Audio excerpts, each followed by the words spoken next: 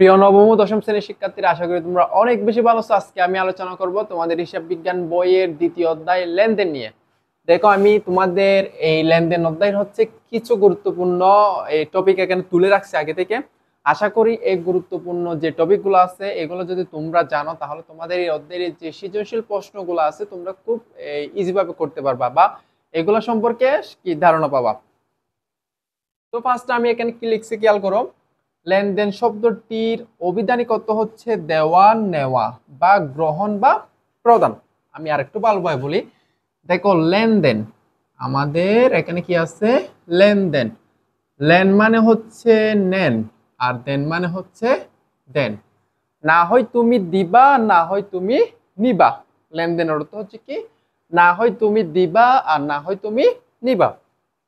প্রত্যেক লেনদেন ঘটনা, আবার প্রত্যেক ঘটনা কি নয়? লেনদেন নয়। দেখো, একটা লেনদেনের জন্য কি লাগবে? দুইটা পক্ষ লাগবে। না হয় তোমার টাকা আসা লাগবে, না হয় তোমার টাকা যাওয়া লাগবে। যে সকল ঘটনা ব্যবসায়ের আর্থিক অবস্থার পরিবর্তন ঘটায় ওই সকল ঘটনাকে কি বলে? লেনদেন বলে। দেখো, এখানে খেয়াল করো, আর্থিক অবস্থা, এই আর্থিক মানে কি?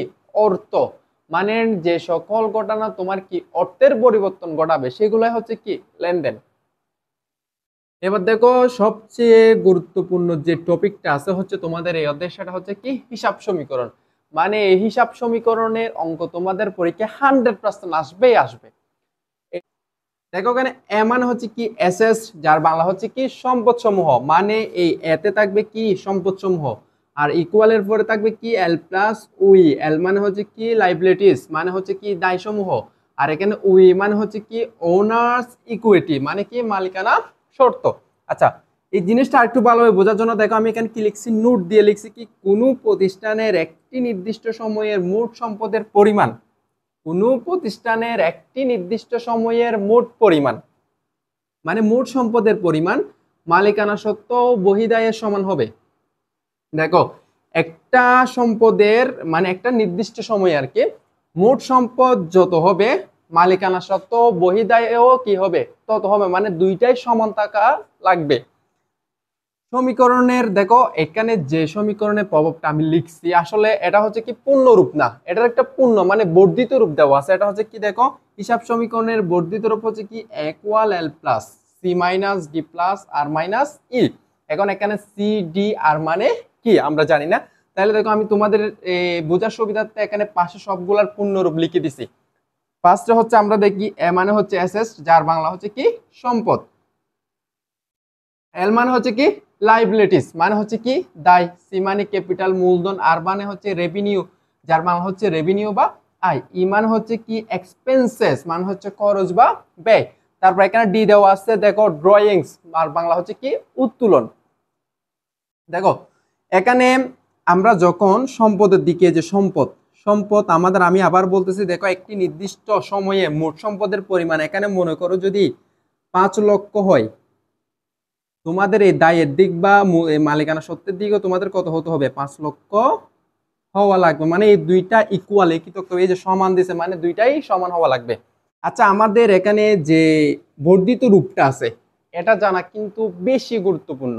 মানে তোমাদের এই বর্ধিত রূপটা যদি জানা থাকে, তাইলে হিসাব সমীকরণের যে প্রশ্নগুলো আছে এগুলোর উত্তর তোমরা খুব ভালোভাবে করতে পারবা। তো ফার্স্টে আমরা দেখি হচ্ছে এ। এ মানে হচ্ছে, তোমরা সবাই জানো, এ হচ্ছে কি? সম্পদ। এ মানে আমি আবার বলতেছি সম্পদ। দেখো, আমাদের কিন্তু ইকুয়াল এল প্লাস উই বলছে। এল মানে হচ্ছে দায়, উই মানে হচ্ছে মালিকানা সত্ত্বে। আমাদের দেখো, মূল কিছু জানা লাগবে হচ্ছে এই মালিকানা সত্ত্বে মানে উইর মধ্যে। তোমরা কিন্তু প্রশ্নে এর জন্য গড় পাবা, এল এর জন্য গড় পাবা, উইর জন্য গড় পাবা, কিন্তু এই সি ডি আর এর জন্য কোনো গড় পাবা না। তো তোমরা কি করবা? কারণ আমরা যখন অঙ্ক করব লেনদেনের মধ্যে কিন্তু উত্তোলন থাকবে, আয় থাকবে, ব্যয় থাকবে। তাহলে এগুলো আমরা কিভাবে লিখবো, কোন ঘরে লিখবো, এগুলা করার বোঝার জন্য দেখো, তোমাদের জানা লাগবে হচ্ছে কি?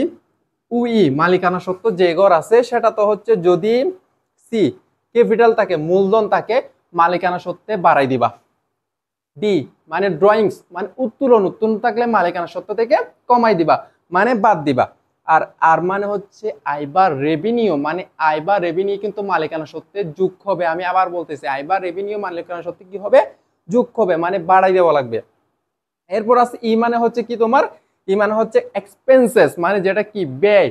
তাহলে এই মালিকানা সত্ত্বে কিন্তু ব্যয় কি যাবে, বাদ যাবে। তো আশা করি আমি এই লেনদেন সম্পর্কে যে গুরুত্বপূর্ণ টপিক গুলো আলোচনা করছি এগুলো তোমরা ভালোভাবে বুঝছো। আমি কিন্তু এই পর্যায়ক্রমে তোমাদের এই অধ্যায়ে যত সৃজনশীল আছে সবগুলো সমাধান করে দেখাবো। তো আজকের মতো এখানেই শেষ করতেছি, তোমাদের সুস্বাস্থ্য কামনা করি। আল্লাহ হাফেজ।